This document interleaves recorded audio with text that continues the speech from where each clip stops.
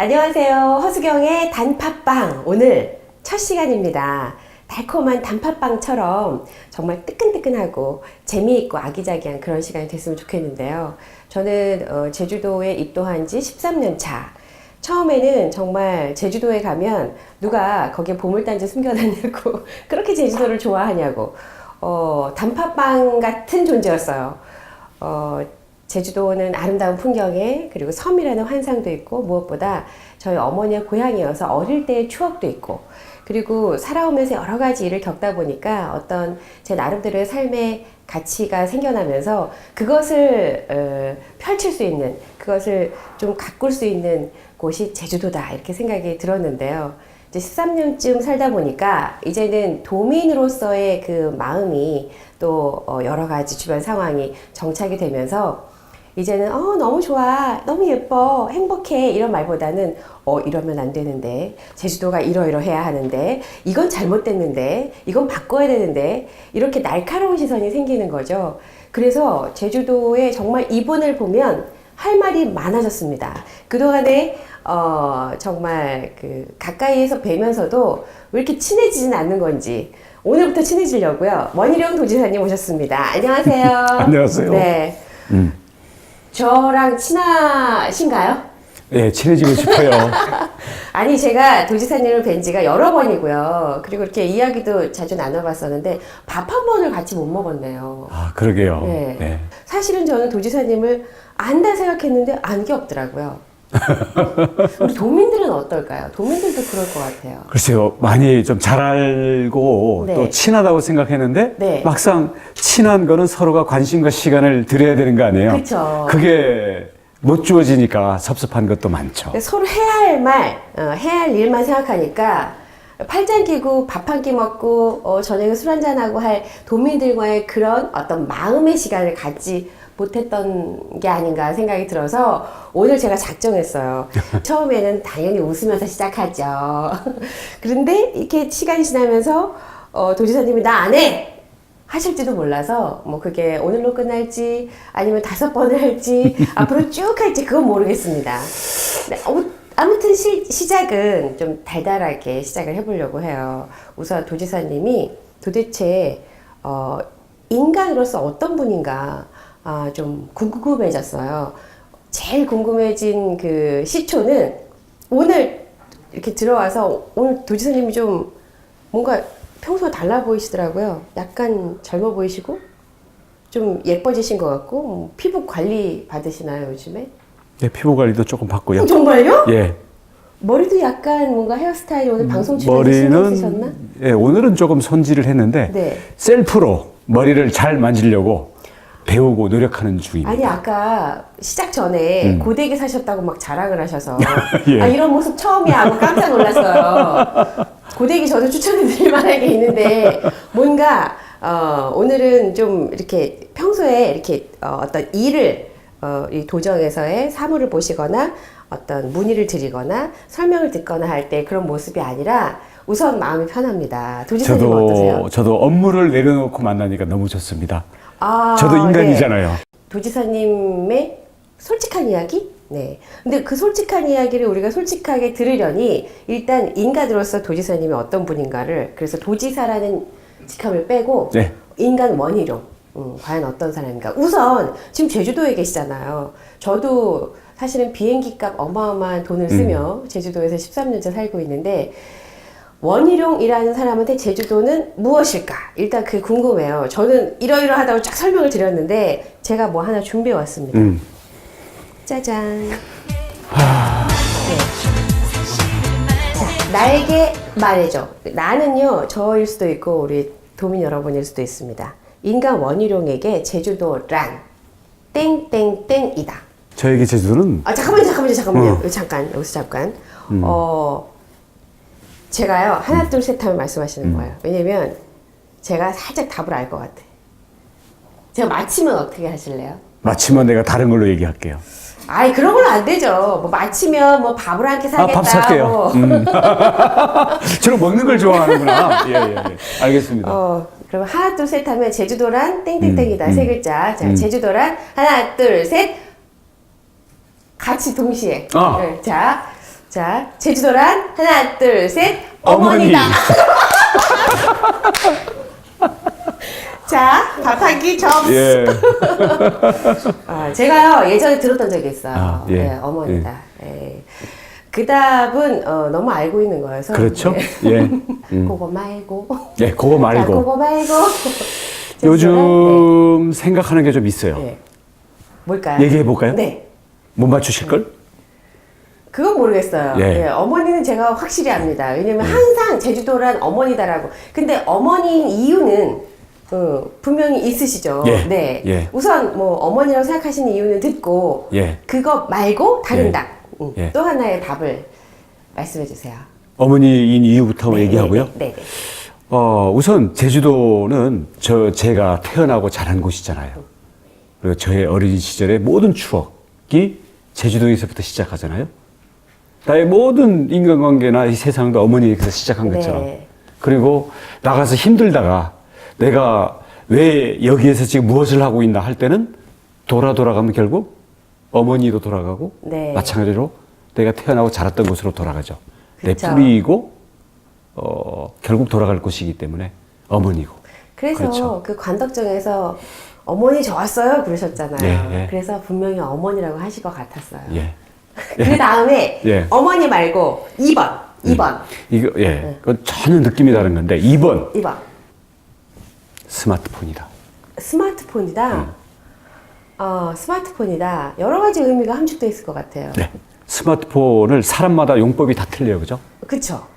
그렇죠. 그렇죠. 그리고 알면 더 그 안에서 많은 걸 할 수 있죠. 그렇죠. 그래서 제주도는 아는 만큼 자기만의 용도로 쓸 수 있다. 아, 그런 면에서 요새 제주도가 점점 속살이 새롭게 나오고 사람마다 제주를 사용하고 제주를 즐기는 법이 달라지고 있잖아요. 그렇죠. 그래서 스마트폰 같은 가능성, 깊이를 갖고 있지 않나 그런 생각을 해요. 네. 그 스마트폰의 여러 가지 기능들을 어떻게 그 탑재하냐에 따라서 어떤 거는 참 잘 팔리고요. 어떤 거는 안 팔리잖아요. 그렇죠. 불필요한 기능도 많고요. 그렇죠. 그리고 뭔가를 했는데 오히려 그것들 더 불편을 초래하기도 하고요. 그렇죠. 그런 면에서 보면 또 스마트폰이기 때문에 잘 만들어 주셔야 된다. 그렇죠. 이런 그래서 생각이 딴 개발이라든지 네. 또 제주도에 외국 관광객들이 밀려와서 국적 불명의 네. 어떤 뒤죽박죽 무질서가 만들어진다든지 이런 것들이 스마트폰 때문에 생기는 또 하나의 부작용이기도 하죠. 이런 거를 싹 삭제를 해야 되겠죠. 네. 그럼 우리가 할 말인데. 저도 진짜 삭제하고 싶어요. 아니 그래서 사실은 그런 이야기를 좀 직접 눈앞에서 귀에 대고 해드리고 싶었어요. 그래서 이 허수경의 단팥방에서 그런 이야기들을 우리 도민 여러분의 직접 목소리로 들려주시기도 하고 또 직접 도민 여러분에게 말씀해 주시기도 하고 네. 그런 아주 소중한 시간을 만들어 볼까 합니다. 네. 사실은 소통이 제일 중요하다는 생각이 들고요. 아무리 좋은 걸 해도 그 좋은 게 왜 좋은 건지 그리고 이 좋은 게 어떻게 단계를 밟아서 만들어질 건지 우리가 알지 못하면 그게 뭔데? 그리고 이제 저희 집에 세탁기를 바꿨더니 저희 어머니가 한 달 동안 쓰지를 못하셨어요. 굉장히 좋은 건데 사용법을 몰라서. 그리고 사용법을 알고 나면 그게 아주 쉬운 건데 그냥 버튼 몇 개 누르면 되는데 새 것이라는 것이 주는 부담 때문에 건드리질 않으시더라고요. 제주도 분이세요. 네. 그래서 이 제주도의 어떤 여러 가지 변화들을 좀 세세히 우리도 알고 듣고 또 지사님께서도 우리 도민들이 진짜 원하는 게 뭔지 또 들어보시고 거기에 맞춤 적용해 주시고 이런 시간이 조금 빨리 진행됐으면 좋았겠다 그런 생각이 들어요. 오늘 그 첫 번째로 인간 원희룡 파헤치기를 해보겠습니다. 우리가 모르는 게 참 많아서요. 도민 여러분의 목소리로 직접 궁금증을 담아왔습니다. 우선 첫 번째 분 만나볼게요. 도민 나와주세요. 곳곳에서 여러 활동하시는 모습이 많이 보이는데 늘 건강해 보이시는데 특별한 건강관리를 하시는 게 있는지 운동을 하신다면 어떤 운동을 하고 계시는지 말씀해 주세요. 역시나 이제 건강 하시기를 다 바라죠. 그래야 일도 열심히 해주실 테니까. 근데 뭐 항상 뵈면 건강해 보이세요. 약간 살짝 숨은 근육이 있어 보이시기도 하고. 운동하세요? 운동도 하죠. 어떤 네. 운동하세요? 요새는 잘 못해요. 요새는 뭐 걷기, 뭐 스트레칭 네. 이 정도 하는데 몇 년 전만 해도 이제 마라톤도 했었고요. 아, 그러셨구나. 예. 마라톤 어디서 하셨어요? 길에서 하죠. 아니, 그래도 뭐, 예. 마라톤이라는 건 혼자서 할 수는 없는 거고. 아, 동호회가 있어요. 아. 제가 잠시 이 선후배들한테 홀려가지고 네. 그냥 동네 운동장 도는 동호회다 그래서 갔는데 네. 그때는 선거운동 하려고 갔는데 표 들어갔다가 마라톤 결국 하게 돼가지고 네. 처음엔 5km, 10km 하다가 네. 풀코스 42km까지 8번을 완주를 했잖아요. 아, 그러셨구나. 2번은 실패해서 차에 실려오고. 네. 네. 그래서 그러다가 예 무릎이 조금 네. 무리가 가는 것 같아서 지금은 자제하고 있습니다. 아, 또 이제 또 하셔야 되지 않겠습니까? 또 표를 신경 써야 되는데. 이제 표는 이제 하루에 10,000보, 20,000보 걷기 하면 될 것 같아요. 동네 걷고. 예. 아니, 오히려 그게 좋을 수도 있어요. 동네 걸으면서 예. 마주치는 분들과 이야기 나누는 거. 그렇죠. 그게 사실은, 예. 정말 제주도를 살리는 그 숨은 비법이 그 안에 들어올 수도 있겠네요. 예, 걸으면서 네. 사람들 만나고 이야기하고 네. 수다 떨고 이게 좋은 것 같아요. 뭐 골프라든가 이런 거 제주도에 오면 많이 즐기는 분들이 있잖아요. 예. 그런 건 안 하세요? 골프도 한때 배우고 푹 빠지기도 했었는데 네. 골프채 안 잡은 지 지금 5년? 예. 시간이 너무 걸리더라고요. 저는 골프를 안 하거든요. 저도 과거에 조금 했었는데, 이렇게 뭔가 그 이웃을 위해서, 뭐 마을을 위해서, 도를 위해서 일하시는 분들이 골프 치러 다니라고 바쁘면 그 마음에 안 들더라고요. 예, 저도 근데 제주도가 워낙 이 여건이 좋아서 골프들을 많이 하던데 저는 골프를 즐기는 것들에 대해서는 저는 좋다고 생각합니다. 그것도 삶의 질이고요. 좋은데 제가 해보니까 우선 시간이 너무 많이 뺏기고요. 네. 이제 살짝 이제 저 돈 내기도 하잖아요. 그렇죠. 따면 복수전을 받아줘야 되기 때문에 또 가야 힘들고 잃으면 기분 나쁘고 이거 안 되겠더라고요. 네. 그리고 얼마짜리 내기까지 쳐보셨어요? 예? 얼마짜리까지 쳐보셨어요? 너무 깊이 하려고 하지만 저희는 세게는 안 합니다. 그러니까 뭐 저희는 뭐 세게 하기는 뭐 따블까지 가잖아요. 그 정도죠. 네. 배추잎 갖고 따블 정도까지 간다. 배추잎 가지고. 요즘에 그러면 이제 걷기는 예. 열심히 시작은 하셨어요? 예, 많이는 못해요. 네. 그러니까 정 안 되면 집에서 이제 그 러닝머신 갖고 네. 걷기도 아. 하고요. 근데 하다못해 한 10분만 스트레칭만 해도 몸이 그렇죠. 다르더라고요. 네, 스트레칭이 더 중요하죠. 예. 네. 스트레칭만 제대로 해도 땀도 나고요. 또 이게 필요한 부분들, 잘 안 쓰는 근육들을 네. 쓰면 몸이 이제 탄력을 얻고 다시 긴장을 얻고 좋은 것 같아요. 스트레칭 하시면 다리 찢기 하세요? 다리 찢기도 하죠. 잘 되세요? 잘 안 돼요. 유연하진 않으신 편인가 봐요. 유연해요. 예를 들어서 자 손이 이렇게 돌아가잖아요. 아, 그거는 유연이 아니라 특기 아니에요? 아무튼 그래서 어떻게 되지 그게? 오. 몸 전체는 좀 네. 유연한 편인데 아. 그래도 이 직업적으로 뭐 네. 태권도나 발레 한 사람처럼 그렇게 찢어지진 못하고요. 예, 네. 그래도 같은 우리 또래에 비해서는 네. 예, 잘 유연하게 잘 펴집니다. 근데 어쨌든 전체적으로 이렇게 막 배도 많이 안 나오셨고요. 네. 지금 힘주고 있는데.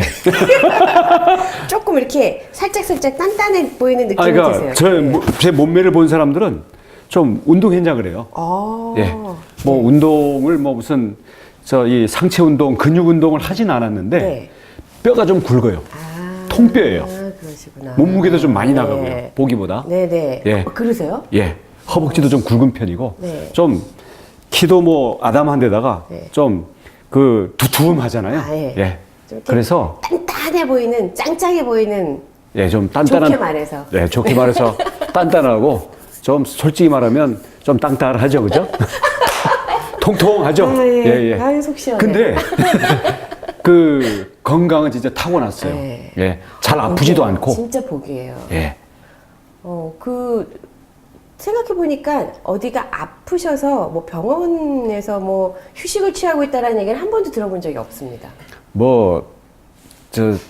소리 소문 없이 가서 뭐 역류성 식도염 해가지고 가서 뭐 내시경을 한다든지 이런 건 있는데 그건 술을 많이 먹을 때 그런 거고 실제 몸이 쇠약하거나 뭐 몸에 무슨 지병이 있어서 아파본 적은 없어요.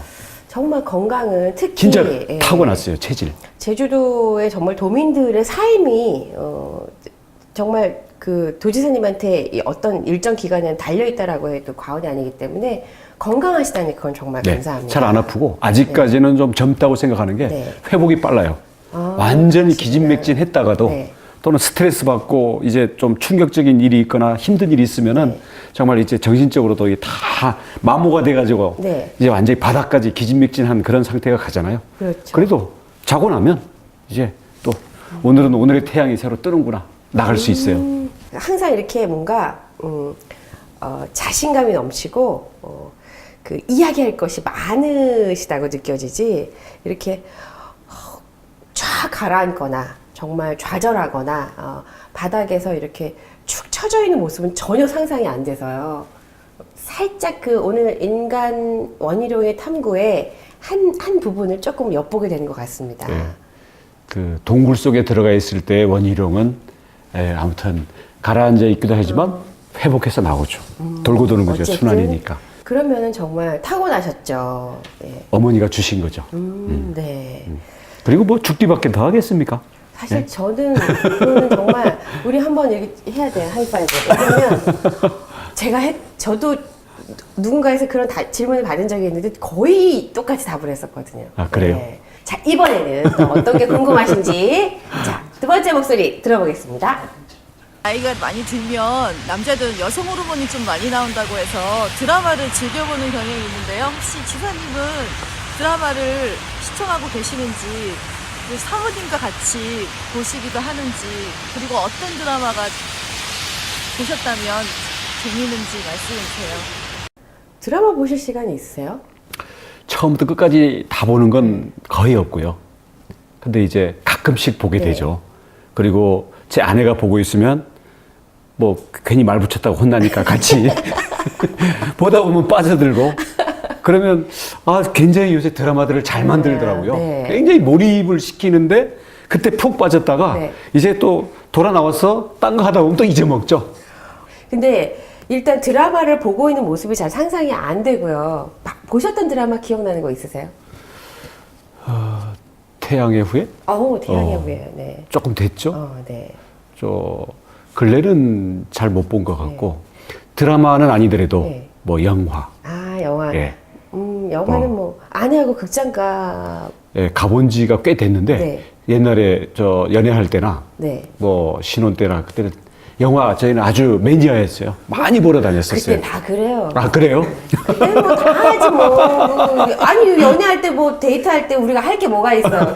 밥 먹고 차 마시고 영화 보는 거밖에 뭐 있겠어요. 딴 것도 많은데. 딴 거는 좀 만난 지 돼야 이제 그땐 그랬지. 요즘은 뭐 만난 지 얼마 안 돼도 요즘 제주도 비행기 타면은 남녀 커플이 너무 많아서 예전에는 그걸 이렇게 쟤네들 부부 같지는 않은데 이렇게 여행을 갔을까. 요즘은 하도 많으니까 너무 자연스럽게 예, 너무 관심 갖지 마세요 그냥. 그쵸. 이게 티가 나는 거죠. 이 나이 티가 나더라고요. 최근 들어서 아내와 함께 집에서 드라마를 보고 아내와 함께 영화를 보고 이런 시간을 가지시기는 조금 어려운 상황이 예, 있을 것 같아서. 요즘은 네. 못 가졌고요. 근데 이렇게 뭐 김수현 나오는 드라마나 송중기 나오는 드라마나 이렇게 보다 보면 워낙 너무 잘 만든다. 그래서 푹 빠져들고 그리고 저게 분명히 드라마라는 걸 알고 있으니까 네. 저만 그런지 남자들은 사실은 저게 가상이다라는 거 하면 네. 현실하고 약간 그 좀 빠져들기를 약간 거부하는 그런 게 있거든요. 네네. 근데 어느새 빠져들어가지고 네. 실제로 눈물이 글썽할 때도 있고요. 그 태양의 후예 거기 소개기가 너무 예쁘지 않아요? 저는 같은 여자로서 보면서 어떻게 인간이 저렇게 예쁠 수 있을까 막 그랬거든요. 네. 보시면 어떠세요? 이쁘다. 이러면서. 그런 얘기 못해요. 못하죠. 혼나요. 속으로. 그때 정말 그 남편들은 말 붙이면 큰일 났었어요. 저는 그냥 송중기가 네. 멋있다 그래요. 송송 커플이 멋있다 굉장히 이러고 넘어갑니다. 현명하시군요. 네. 네. 예. 근데 이렇게 연예인이나 경험으로 훈련이 됐기 때문에 잘못 얘기했다가 본전도 못 거치는 경우가 있죠. 그러세요? 그럼요. 집에서 본전 못 건지실 때 많으세요? 잘못 도발했다가 본전도 못 건지고 네. 나중에는 삭삭 빌고 다른 것까지 갖다 바쳐야 되는 경우들이 있기 때문에 예. 우리가 보통 상상하기에는 굉장히 이렇게 어쨌든 도지사시잖아요. 그러니까 집에 딱 가면 아 여보 오셨어요 하고 이렇게 항상 모든 거를 맞춰드릴 것 같은 느낌이 드는데 지금 환상 아니에요? 도지사는요. 도지사실 나가는 순간 명패는 방에 있는 겁니다. 아 그래요? 예, 그럼요. 그러니까 진짜 두 분이 집에 계실 때 한 풍경? 네. 뭐 설거지를 해주시거나 이런 것도 하세요? 저는 설거지는 많이 해요. 그래요? 저는 설거지라든가 음식 배식 이런 거 아주 잘합니다. 아내분께서 이렇게 불평불만을 좀, 그러니까 이렇게 어떤 그 잔소리, 바가지 이런 거를 좀 하시는 편인가요? 많이 하는 편이죠. 그래요? 예. 주로 어떤 때냐면요. 예를 들어서 이제 본인이 특히 신경을 많이 썼거나 아니면 뭐 할 얘기가 있거나 하는데 네. 내가 예를 들어서 딴청을 피운다든지 건성으로 한다든지 그 생각한 만큼 거기에 대한 반응이 시원치 않을 때 이런 때는 아주 가혹한 응징과 예, 그래요? 교훈을 주기 위한 네. 예, 그런 반응들이 오죠. 그러니까 이제 잘 살아가기 위해서는 눈치코치가 필요하죠. 필요하죠. 네. 예. 아니, 사실 우리 도민 여러분이 정말 가정에서는 어떤 모습일까를 의외로 많이 궁금해 하셨어요. 예. 그래서 아마 앞으로도 차차 또 그 이야기들이 나올 겁니다. 근데 어쨌든, 지사님을 생각하면 뭐가 똑 부러지고 똑똑하고 정말 스마트폰이라고 아까 말씀하신 것처럼 스마트폰 같은 분이신데, 또 이렇게 드라마도 보시고 집에서, 긴장하고 계시다니 그것도 의외인데요. 업무 같은 경우는 가급적 네. 그렇게 좀 빈틈없이 하려고 하는 편인데 그 외에는 그러면 눈물은 많은 편이세요? 눈물은 실제 눈물이 밖으로 나오는 경우는 네. 그렇게 많지는 않고요. 근데 영화 볼 때 특히 뭐랄까 사람이 조금 이렇게 억울하게 내지는 조금 정말 좀 안 됐다 싶게 죽거나 좀 이 고통을 겪는 걸 보면은 그런 부분에 대해서 가슴이 울컥해서 눈물이 나오는 경우가 많고요. 예. 그렇지 않은 부분들에 대해서는 사실은 좀 속에서 뭐랄까요. 남자들은 가슴에서 피눈물이 난다 그럴까? 아주 쓰라린 것들에 대한 느낌들이 전해온다든지 그런 경우에는 그러니까 울음으로 가기보다는 그 좀 뭐랄까 그 감정들이 그 안에서 막 좀 뒤엉키는 그런 게 있죠. 주로 이제 이렇게 뭐가 누군가 이렇게 정의롭지 않은 것, 막 억울한 상황 이런 걸 보면 굉장히 같이 공감하는 부분이 그런 부분에 주로 그런 거는 좀 봐요. 울컥하는 분노가 있는 거고요. 그런 거보다는 좀 안 되게 이제 마음이 짠하고 그냥 마음이 그냥 진짜 아프게 그냥 녹아내리는 그런 느낌들, 연민 이런 거 네네. 있잖아요. 그리고 왜 이렇게 세상 살기가 힘들까? 사람들이 힘들게 살아갈까? 예, 좀 더 행복해도 좋을 것 같은데 저렇게 힘든 생각, 저렇게 힘든 상황 안 겪어도 좋을 것 같은데 근데 이거 어떻게 할 수도 없고 예, 그런 경우에 좀 안 됐다는 생각 그리고 입장 바꿔 생각해보면 내가 저렇지 않아서 참 나는 다행이긴 한데 내가 저 입장이라면 참 얼마나 힘들까 어떻게 살고 싶을까 그런 자꾸 입장을 바꿔서 생각을 많이 하게 돼요. 네네. 네. 그럴 때가 감정들이 오는 거죠. 사실 지사님 보면 별로 이렇게 어려움 없이 살아온 것 같은 느낌이 들어서요.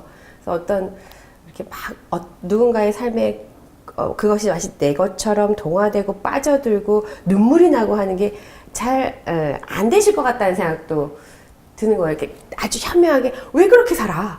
이렇게 살아야지. 이렇게 지도해 주실 것 같은. 전혀 아니고 그건 근데- 선입관이고요. 예. 그럼 공부를 좀 잘한 거지 인생살이가 공부가 아니지 않습니까? 그렇죠. 네. 그 인생살이가 각자가 다 각자의 자기 몫의 아픔도 있고 예. 자기 몫의 자랑거리도 있고 그런 거 아니겠어요? 그렇죠. 그런 것들이 특히 나이가 먹어가고 또 저는 어렸을 때는 가난 20대 때는 아무튼 이 민주화라든가 뭐 노동 현장이라든가 어떤 이 불의에 항거해야 되겠다라는 저항을 해야겠다는 그런 생각. 그다음에 이제 30대 이후로는 생각이 복잡해지더만요. 책임이라는 걸 많이 생각하게 그렇죠. 되고요. 네. 그리고 이제 우리 아이들도 낳고 가정도 꾸리게 되고 또 사회적으로도 책임이 많고 그러다 보면 온갖 어려운 상황들이 많이 부닥치게 되잖아요. 그렇죠. 근데 또 책임을 말로라도 책임을 져야 되는 위치이고 그러니까 그 책임, 사람들의 어떤 삶의 그 색깔들과 그 안에 있는 여러 가지 느낌들, 예? 이런 것들에 대해서 늘 생각을 하게 돼요. 어쩌면 우리 드라마 보면서 울 때요. 평소에 이제 아까 책임이라는 말씀하셨지만 그런 책임이라는 거에 자리로 가게 되면 이게 눈물이 없는 게 아니라 보일 수가 없잖아요. 그렇죠. 눈물을 보일 수가 없으니까 드라마나 영화를 보고 있으면 그 기회 삼아 이렇게 약한 모습이라기보다는 그냥 그걸 보고 있으니까 거기에 동화돼서 눈물이 나는 척 그때 어쩌면 쏟아내는 걸지도 모르겠다는 생각을 저도 가끔은 해봅니다. 눈물이 나올 때는 그냥 저절로 나오더라고요. 어떻게 좀 참기는 하지만 나오면 나오는 거고 네. 안 나오면 안 나오는 거죠. 어렸을 때 그 아주 어린 시절에는 조금 어려운 시절을 보내신 것 같아요. 그때 기억나는 많이 울었던 기억 있으세요? 저희 아버지가 이제 조그만 가게 하다가 빚지고 망했으니까 빚쟁이들이 찾아와서 뭐 빚쟁이 앞에서 뭐 아무런 그 자존심이나 그쵸. 이게 없잖아요. 그러면 어떤 사람은 칼 들고 오는 사람도 있고, 예? 이제 어떤 사람들은 와서 진짜 막 분풀이하고 가는 사람들도 있고. 근데 그걸 자식들이 그걸 못 보게 하려고는 하는데 우리 다 알죠. 다 숨길 수가 없잖아요. 다는 모르지만 대충은 알죠. 그래서 그런 것들이 어린 마음에는 커서 돈 벌어서 빚 딱 갚고 예? 그리고 저 칼 들고 왔던 저 사람들한테 오히려 큰 소리 치고 싶은 그렇죠. 그런 약간 유치하지만 정말 심각한 그런 생각, 결심 이런 것들을 어린 시절에 내내 했었으니까 예? 그런 것들이 지금도 깔려 있겠죠. 그렇죠. 어디 가지 않으니까. 어쩌면 그때 그런 시간들이 진짜 공부 열심히 하게 했을 수도 있어요. 그렇죠? 네, 저 같은 경우는 그랬고요. 근데 이제 지금도 그 어려움에 처하고 그런 것들 보면 그게 바로 연상이 되면서 남의 일 같지가 않죠. 내가 어떻게 해줄 수는 없지만, 저 상황에서 느낌들이 어떤지, 그리고 저 어려움이 저 친구가 공부를 하든지 아니면 사회생활을 하든지 아니면 결혼을 하든지 이게 어떤 어려움으로 연결되는지에 대해서 연상이 많이 되죠. 네네. 그런 게 이제 마음이 아프고 무겁죠. 그 어려운 시절을 어떻게 소화하느냐가 결국 인생의 앞으로 미래의 삶의 산물이 될 거라는 생각이 듭니다. 그렇죠. 상황이나 환경은 물론 유복하고 편안하면 좋겠지만 안 그런 경우가 더 많잖아요. 그렇죠. 그럼 그걸로 인생이 끝난 게 아니고 네. 사실 그 안에 살아있는 자기 자신의 어떤 꿈, 네. 그리고 그걸 견뎌내는 생활력, 그리고 그걸 소화해내는 어떤 자기의 내공, 이런 게 더 큰 것 같고요. 근데 지나고 보면 가난이라는 것 때문에 두 가지를 감사해요. 하나는 제가 일상적인 욕구 있잖아요. 도지사 하면 뭐 맨날 스테이크 썰고 다니고 뭐 좋은 차 타고 다닐 것 같죠. 저는 이런 물질적이거나 기본 생활의 기본 욕구는 가급적이면 단촐하고 수준을 낮추려고 해요. 자동차도 당연히 작은 거 타고요. 그다음 계단을 올라갈 수 있으면 올라가고요. 짐도 내가 들을 수 있으면 들고요. 왜냐하면 안 그러고 호강하는 걸로 버릇을 들이면요, 버릇이 나빠져요.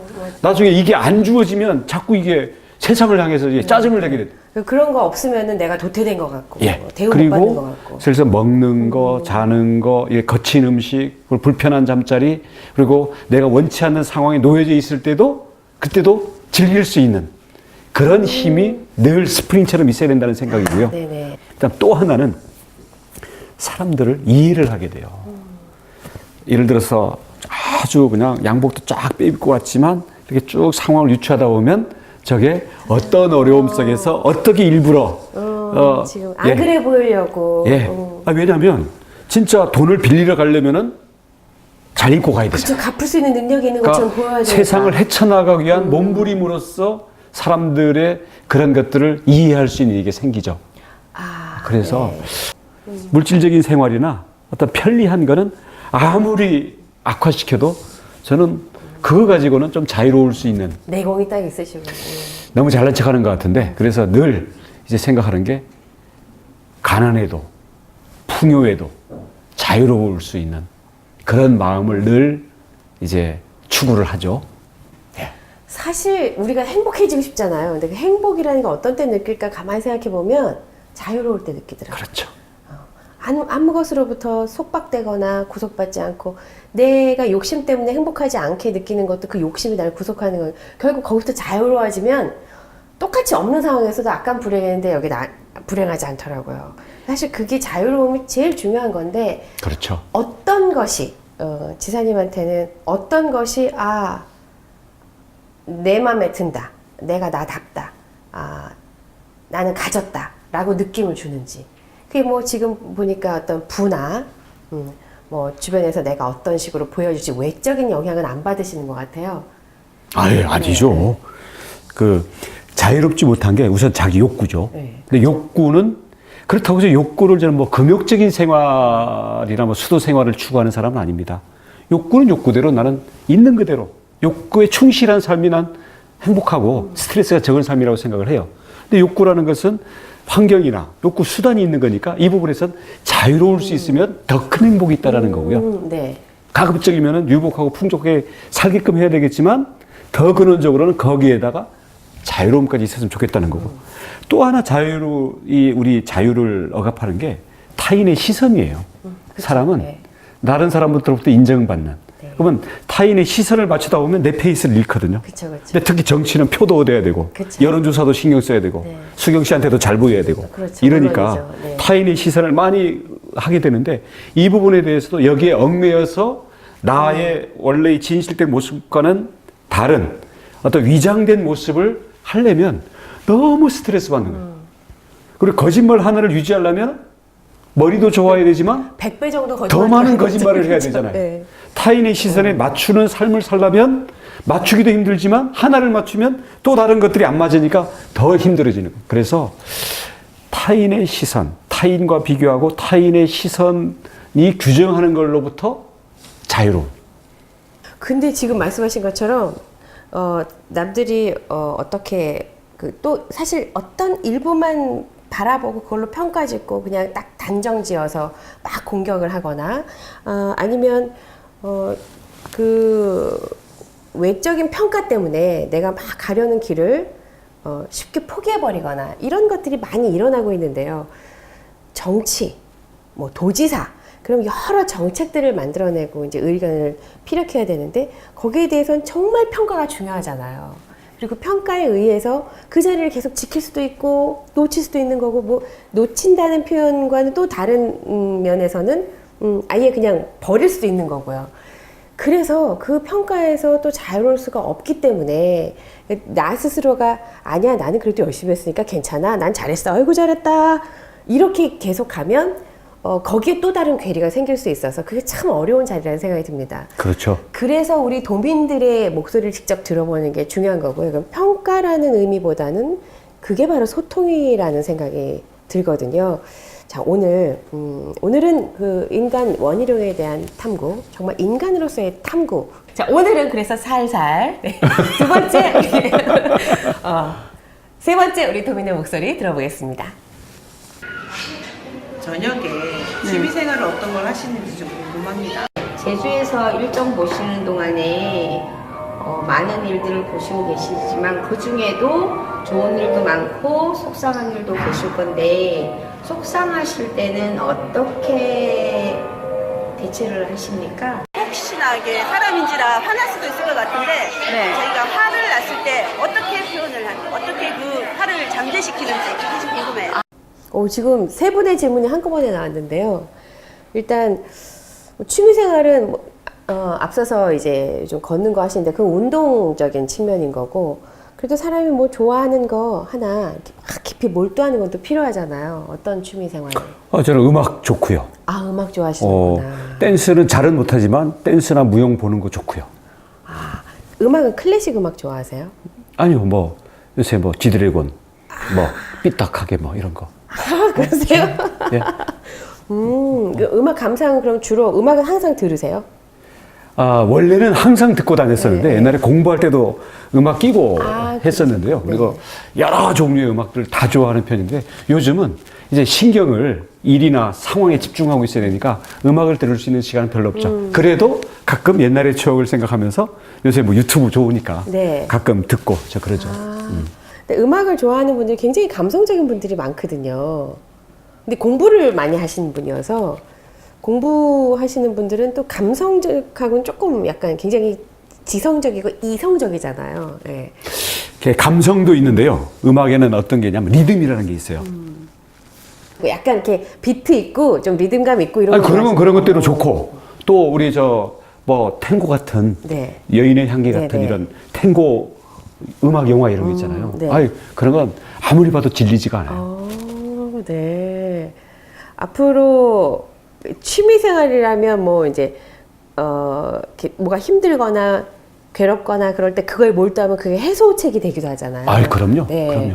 그러니까 정말 다 접고 어디 가서 조용히 나 음악만 들었으면 좋겠다 할 정도의 그런 힘든 순간, 속상했던 일 있으세요?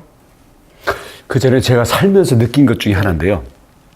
살면서 물론 일상적인 일들도 있고 뭐 인생의 뭐 계획이니 이런 것들도 있지만 결국 인생이란 게 언제 갑자기 중지될지도 모르는 거고 그렇죠. 또 인생이 지금은 예상하고 계획을 하지만 어떻게 실제로 흘러갈지 구비구비 그것도 알 수가 없는 거고.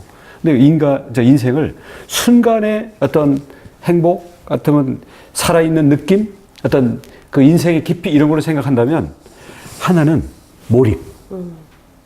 예를 들어서 음악에 몰입한다든지 네. 바느질에 몰입한다든지 어떤 창작 활동에 몰입한다든지 아니면 어떤 일을 할 때 몰입한다든지 저는 일이나 공부도 몰입할 수 있는 것 중에 하나예요. 그것만은 아닌데 설마 혹시 공부가 취미라고 하시면 안 돼요? 취미 중에 하나예요. 저는 오 마이 갓! 공부 많이 취미는 아닌데 너무 싫다. 어릴 때 그랬다는 거죠. 근데 공부하는 것보다는 사실 고스톱 칠 때가 훨씬 더 재미있고요. 밤새. 네. 예, 그죠? 그리고 골프에 빠질 때 골프 치는 게 훨씬 네. 좋았고, 음악 들을 때, 또는 뭔가를 만들 때, 네. 이럴 때 몰입이라는 거죠. 네. 그 몰입이라는 경험이 사실은 황홀한 거죠. 그렇죠. 예, 정말 그리고 인생이 무한지정되니까. 정말 살아있음을 실감하게 하는 거고, 그게 살아있다라는 그 깊은 행복감, 그거의 원천인 것 같고요. 네, 네. 또 하나는 사람과 사람과의 관계에서 일치라 그럴까? 합일이라 그럴까? 네. 통하는 느낌 있잖아요. 네네네. 하다 보면 완전히 서로 다 통하고 이 속에 온 세계랑도 바꾸고 싶지 않은 그런 정도의 어떤 사람과 사람 간의 통하는 느낌 있잖아요. 네네. 이런 일치나 합일이라고 할 수 있는 이 부분도 진정한 인생의 가장 다른 거가 바꿀 수 없는 행복 중에 하나라고 생각해요. 그런 경험하기 참 힘들죠. 정말 누군가 근데- 타인과 이렇게 정말 근데 그건 아주 네. 고차원적인 것 같지만 네. 사실은 저는 수다에서 그런 걸 느끼거든요. 저는 가면 갈수록 수다에 취미를 더 드리고 있고요. 근데 남자들이 수다가 예. 통하는 사람이 점점 좋아져요. 이제는. 제가 그 여자들이 그렇게 전화 통화 붙으면 뭐 1시간씩 통화한다 그러는데 야 남자들이 수다 떠는 거를 들어보니까 정말 가관도 아니더라고요. 남자들이 나이 들면 눈물도 많아지고 말이 많아지는데 제가 전화 통화가 옛날에는 찍혀 있는 거 보면 40초, 네. 1분 30초, 그다음 상대방이 떠들면 5분 이랬는데 요즘은 이제 전화로 얘기하다 보면 7분, 15분 이렇게 간단 말이에요. 네. 그리고 우리 딸하고 아내하고 얘기하는 거 보면 1시간씩 얘기를 해요. 네. 그럼 무슨 얘기를 했냐 그러면 별 얘기 안 했어 그런단 말이에요. 어떻게 별 얘기 아닌 걸 1시간씩 할 수 있지? 근데 소상히 다 알고 있어요. 남자도 이제는 수다가 필요하다. 그래서 제가 속상하고 어떤 데는 모함을 당할 때도 있고 진짜 열심히 했는데 정반대로 뒤통수 맞을 때도 있고 그렇잖아요. 네. 열받죠. 그거 어떻게 풀어야 되냐. 뭐 술 먹고 풀고 그러는데 그거보다도 이 이야기가 잘 통하는 사람 아니면 잘 들어주거나 아니면 거기에 대해서 그냥 주고받을 수 있는 사람하고 수다를 실컷 내지는 실컷도 필요 없어요. 어느 정도 얘기를 하면 사실 나는 감정 속에 푹 빠져 있으니까 거기에서 이 생각을 펼치질 못하잖아요. 어느 하나의 그쵸. 매여 꽂혀 있잖아요. 있으니까, 그 예. 감정에 매여서 사실은 못하는데 상대방이 이 감정 자체를 풀어준 건 아니지만 그걸 놓고 거기는 우리가 남의 일에 대해서는 훈수를 잘 둘 수 있잖아요. 네. 그 감정으로부터 내가 거리를 유지할 수 있게 되죠. 그러면 풀려요. 대부분 풀려요. 그래서 그래서 진짜 아까 물어보신 것처럼 속상하거나 이럴 때는 우선 대화를 통해서 수다 속에서 풀 수 있으면 좋은 것 같고요. 뭔가 몰입할 수 있는 일도 좋은 것 같고요. 뭐 여러 가지 있으시겠지만 하나만 말씀해 보신다면 제일 속상했던 거, 좀 몰라주거나 왜곡돼서 제일 속상했던 거. 어떤 게 그럴까? 많죠.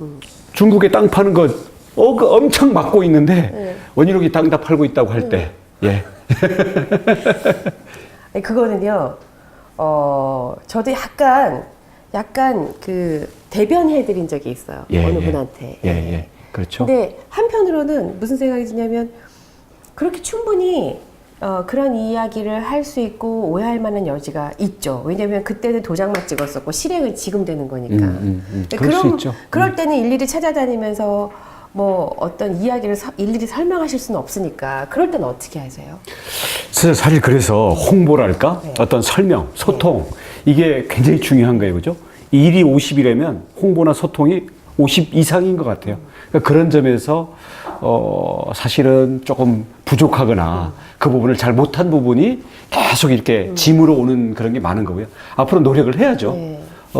그리고 한편으로는 결과로 보여져야 되는 부분들도 있거든요. 그래서 이 소통의 노력, 시간, 어떤 실제 결과물로 보여주는 거 이게 함께 가야 되지 않을까. 그렇게 해서 어떤 시간이 때는 없어요. 시간이 없다니까요.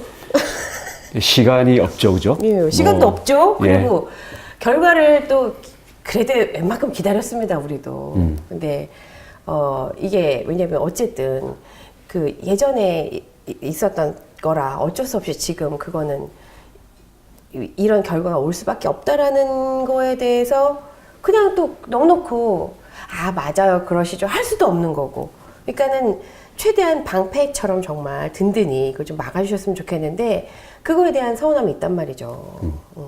그래서 지금 그렇게 속상해하실 일만은 아니에요. 네. 그렇죠. 잘 해야죠. 네. 근데 예를 들어서 난개발을 막는 거 사실은 가이드라인을 바로 선언해가지고 이제 계속 막고 기존에 있던 거를 사실은 한 80% 이상 90% 가까이를 사실은 다 무산을 시켜버렸어요.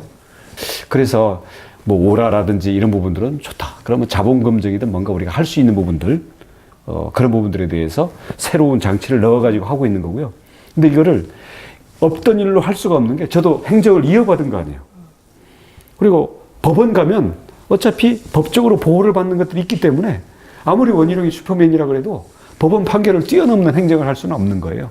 그래서 그런 점에서 어떻게 보면 이 큰 배를 돌리다 보면 한꺼번에 수직으로 바로 이제 그 후진할 수 있는 게 아니라 옆으로 돌아가는 거 있잖아요. 그러니까 그런 부분에서는 큰 방향을 잡아나가는 과정이라고 저는 생각하고 하고 있고 실제로 그런 걸로 서서히 모든 부분들에서 이렇게 나타나고 있습니다. 그리고 현재 그런 부분에서 소통이나 홍보가 부족한 점에 대해서는 사실은 더 노력을 해야 되는 거고요. 근데 그것도 움직일 수 있어야지 도지사지 이렇게 우리는 또 기대감이 있잖아요.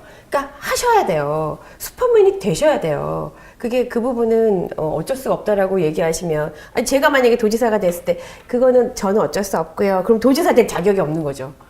그래서 안 돼요. 자, 할 수 있는 데까지 하는 거고요. 일단 이 방향타를 돌리고 궤도에 올리는 게 중요하다고 생각합니다. 어차피 이게 400m 계주 내지는 더 장거리 경주지 혼자 어떻게 전력 질주로 모든 코스를 다 달려가겠어요? 나 아니면 안 된다라는 그런 건 아니라고 보는데 이 제주도가 가야 되는 이 지금 우리 허수용 씨가 얘기하시는 그런 부분에 대한 제주도에 대한 어떤 방향성에 대한 걱정 그거는 사실 누구보다도 사실 저가 더 철저하고 나름대로는 그 깊이 고민을 하고 있는 입장이라는 것을 감히 말씀드릴 수 있고 구체적인 거는 앞으로 저를 후배 파 보십시오. 네. 그것이 이제 우리한테 밀착이 되려면 우리들한테도 시간을 줘야 되거든요. 네, 우리 그럼요. 도민들한테도 시간이 필요해요. 그러니까 우리는 갑자기 어느 날 뭐가 턱 생겼는데 거기에 막 이렇게 교육시키고 적어놓고 이대로 지켜 하니까 이게 몸에 밀착은 안 되죠. 막 당장의 불편은 생기죠. 힘든 거예요. 그것도 소화할 수 있게끔 우리한테 시간을 줘야 되는데 그런 걸 서로 조율하자는 거죠. 네. 예. 이번에는 또 우리 그럼 벌써 지금 직접 도민의 목소리를 들으신 게 6분의 목소리를 들으셨어요. 네. 7번째 우리 도민의 목소리입니다. 안녕하세요, 지사님. 바쁜 일정 속에 수고가 많으십니다. 혹시 지사님은 쉬는 날이 있으신가요? 주말에 쉬신다면 보통 어떤 일을 하시는지 궁금합니다. 아, 주말에 어쨌든 공무원이시잖아요. 그러면은 빨간 날, 주말은 칼같이 쉬시나요? 저는 주말이 더 바쁩니다. 주말에 뭐 하세요? 주말에. 행사들이 주말에 다 있고요. 행사에 안 온다고. 네. 왜 우리 행사만 안 오냐고 섭섭해하는 분들이 네. 워낙 많아서 팬들의 기대를 충족시키기 위해서 네, 빨간 날은 더 굳세어라 열심히 뛰고 있죠. 솔직히 그런 그 행사에 사실 모든 거의 대부분의 행사가 주말에 이루어지기 때문에요. 사실은 그거 보통 스트레스 아니실 것 같은데요. 이제 피할 수 없으면 즐겨라. 늘 생각하는 거죠. 어떻게 이걸 즐길까? 왜냐하면 즐기지 않고 괴로우면서 하면은 속일 수가 없거든요. 그리고 자기 자신도 불쌍하잖아요. 네. 그 괴로운 거 왜 합니까? 그래서 피할 수 없으니 즐기자. 그래서 어떤 때는 이제 아무나 손잡는 맛에 네. 예, 즐거움을 삼기도 하고 또 하다 보면 이 처음 만나는 사람들하고 네. 거리감을 좁히는 이런 걸 하기도 하고 또 가다 보면 처음에는 이 힘든 일을 즐겁게 하자라는 마음으로 시작은 했는데 어느새 그 상황 속에 가서 부닥치다 보면 네. 사람들로부터 진솔한 이야기도 나오고 사람들이 맞아요. 사는 모습을 부닥치면서 그 자체가 저를 다시 일깨워주죠. 그럼 어느새 그 속에 들어있는 자신으로 돼서 미친 듯이 돌아다니다가 네. 그래요. 주말에 뭐 하냐. 미친 듯이 돌아다니는 게 주말에 하는 일이라고. 아니 주말에 반 미쳐서 돌아다니는 거예요. 주말에 이렇게 이제 코스가 있으실 거 아니에요. 네. 누구네 집, 누구네 집, 누구네 집 이렇게 뭐 경조사니 뭐니 최다 몇 건 해보셨어요? 일정표 짜보면 어떤 때는 일정이 하루에 한 25개까지 나오는 경우도 있죠. 정말요? 아침 7시부터 밤 11시까지 한 25개의 전혀 다른 사람과 다른 성격의 일들이 짜여져 있는 날도 있죠. 근데 이제 그렇게 짜오면 저는 신경질 나면서 집어 던지죠. 네. 나도 인간이다. 너가 와서 해봐. 그래도 다시 주워서 가시죠. 근데 이 제주도가 이제 괜당 문화가 있잖아요. 좋죠. 사실 서로 이렇게 좋은 일이 있을 때 다 같이 모이고. 근데 그게 이제 출석 체크를 한다는 게 그게 좀 그리고 그 어떤 출석 체크 명단에 들어가면 그 명단에서 어떠한 움직임이 있을 때 반드시 거기에 이제 하나의 일체로 움직여야 된다는 게 그게 조금 어떤 면에서는 굉장히 그것 때문에 힘이 나기도 하겠지만 어떤 면에서는 계속해서 뭔가 정체시키고 뭐 변화의 발목을 잡고 그리고 이렇게 편을 만드는 그런 문제점도 있겠다 싶어서 약간 우리도 스스로 조금 그걸 바꿨으면 좋겠거든요. 근데 도지사라는 입장에서는 어디는 가고 어디는 안 가면 또 서운해하니까 참 곤란하시겠어요. 그런 부분은. 그래서 경조사 안 간다고 선언을 했죠. 그리고 술도 안 마시겠다 선언을 했고 네. 제주의 괜당 문화에서는 굉장히 자살에 가까운 행위죠. 정치인으로서 꿋꿋이 가고 있습니다. 예. 지금 누군가는 네. 변화의 앞장을 서야 된다고 생각을 하죠. 그 부분이 저는 사실 전 개인적으로 우리 도지사님을 좋아합니다. 개인적으로 좋아하는데 사실 걱정하는 면이기도 해요. 네. 이게 사실은 정치적으로 만약에 저희 방송을 보신다면 색깔을 드러내는 거기 때문에 어떻게 보여줄지 모르겠지만 그냥 원희룡이라는 사람이 제주도의 어떤 도지사로서 들어왔을 때 제주도에 그 부정적인 영향을 주거나 어떤 고질병 같은 부분들을 굉장히 개선시킬 수 있는 그런 면에선 이렇게 끈이 묶여져 있는 데가 없으니까 자유로울 거라는 생각을 했는데 뒤집어서 얘기하면 아무 끈이 없으니까 힘이 없다는 것도 사실은 현실이라는 거죠. 근데 두렵지 않으세요? 그래서 어쩌면 지금 부정적인 의견을 많이 피력하는 곳은 그 영향도 있을 거란 말이죠. 그렇죠. 그래서 그럴 때마다 돌아가는 질문은 네. 나는 왜 정치를 하는가?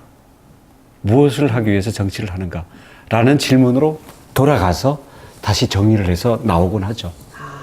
사실 편하고 거기다 맞춰주기는 쉬워요.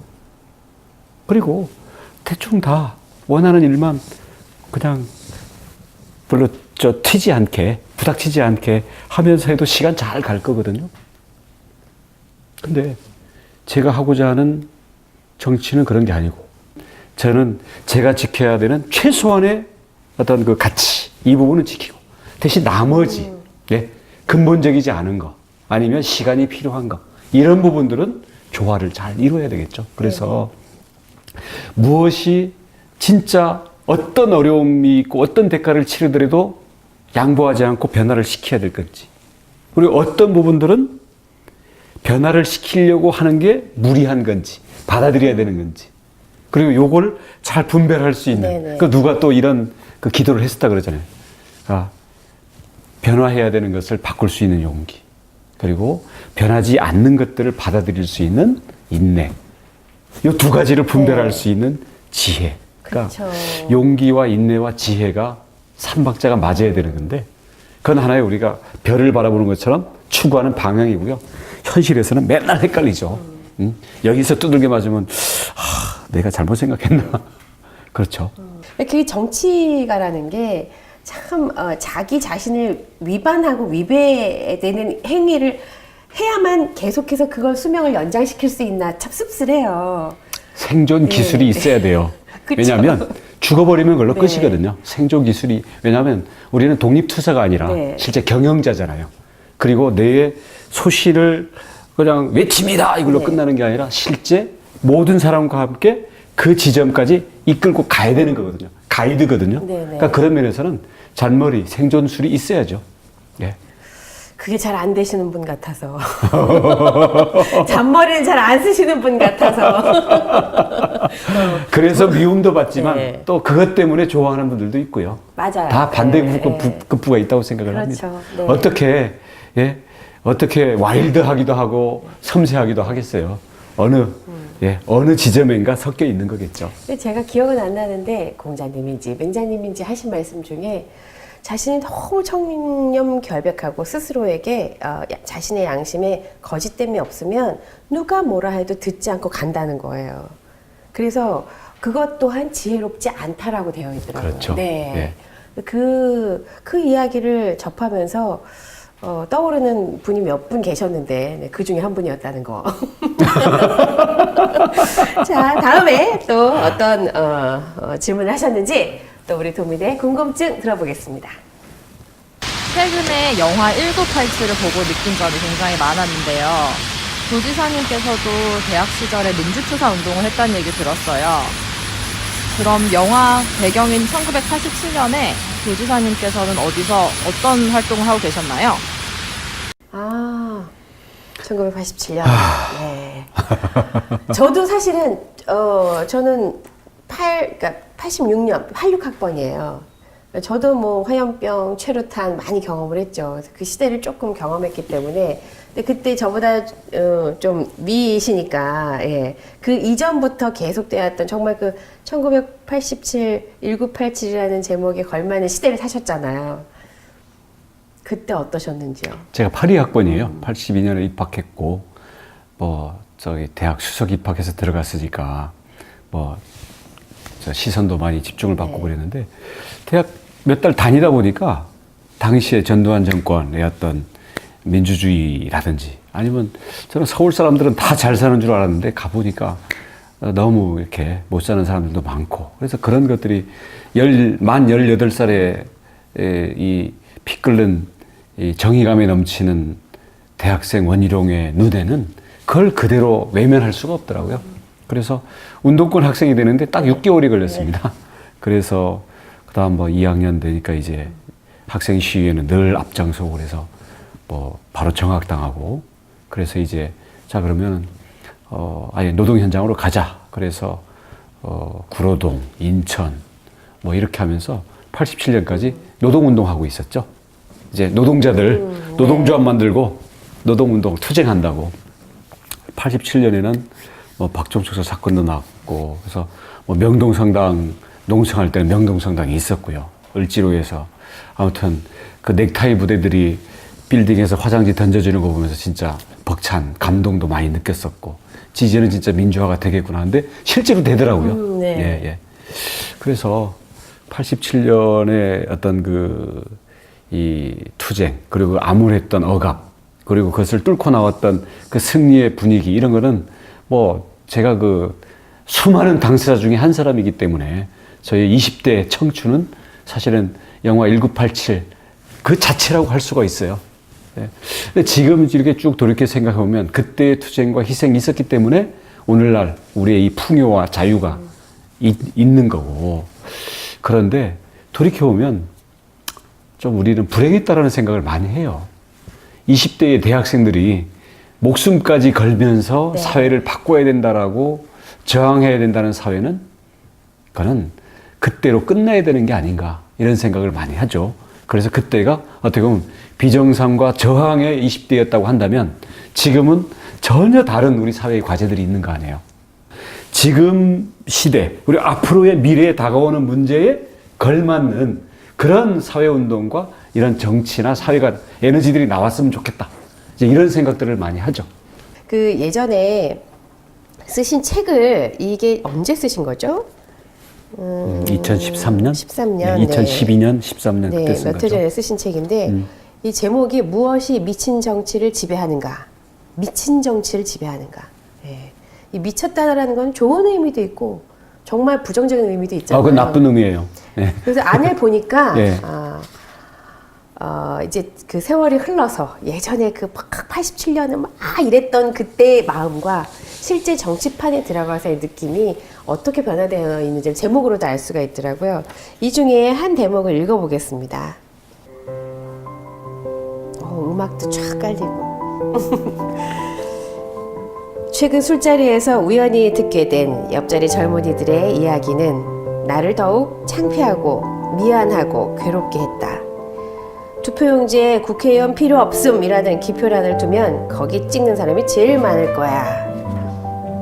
그들은 내게 당신은 지난 12년 동안 국회의원을 하면서 무엇을 했고 그 결과가 무엇이냐고 묻고 있었다. 나는 고개를 들 수 없었다. 지난 총선에 출마하지 않았다. 이대로는 아무런 의미가 없었다. 나에게는 국회의원이라는 직함보다 12년이라는 시간을 정리할 시간이 필요했고 절실했다. 네. 이 책을 쓰신 건데 제가 이렇게 읽어드리니까 느낌이 어떠신가요?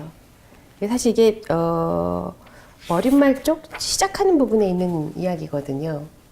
정말 지금도 다름이 없어요. 몇 해 전에 가슴이 쓰긴 아프죠. 하지만 예, 예. 이 정치라는 것이 처음에 꿈꿨던 거, 우리가 이상적으로 상상하는 거, 그러나 현실 속에서는 어떤 식으로 타협이 되고 어떤 식으로 물들어가는지가 정말 고스란히 이렇게 그 고뇌가 느껴집니다. 네, 제 경험을 담은 거죠. 네. 예. 그래서 오늘은 원희룡의 인간 탐구 시간. 그래서 첫 시간이니까 좀 촉촉하고 살살. 근데 정말 궁금했어요. 그러니까 인간 원희룡에 대해서 우리가 잘 모르고 그냥 어쨌든 수석이야 이것만 굉장히 기억 속에 남아있다가 오늘은 눈물 흘리는 모습도 상상해보고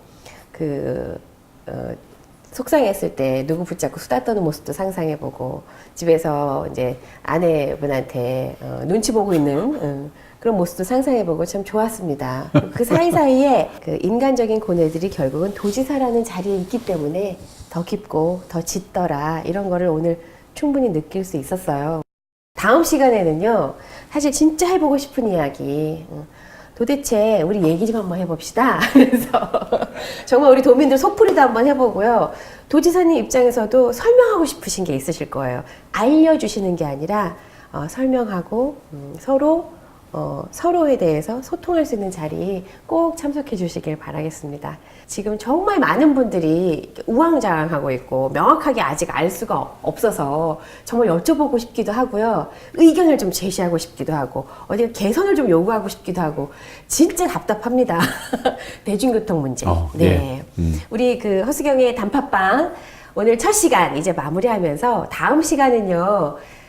대중교통, 제주도에 지금 새롭게 이제 앞으로 정착을 시켜야 되겠지만 이게 잘 정착될지 의구심이 들고 어떤 부분이 개선돼야 될지 서로 할 말이 많고 그리고 따져 묻고 싶은 분들 많으시죠. 저희 길 가다 마이크 드리면 아주 속 시원하게 질문 주시기 바랍니다. 의견 주시고요. 다음 시간에 우리 도지사님하고 직접 한번 아주 뜨거운 단팥빵 시간 가져보도록 하겠습니다. 오늘 그 귀한 시간 내주셔서 감사드리고요. 네. 앞으로는 저 쫓아다니실걸요? 우리 얘기 좀 하자고. 그런 시간이 됐으면 좋겠습니다. 네, 고맙습니다. 네, 고맙습니다.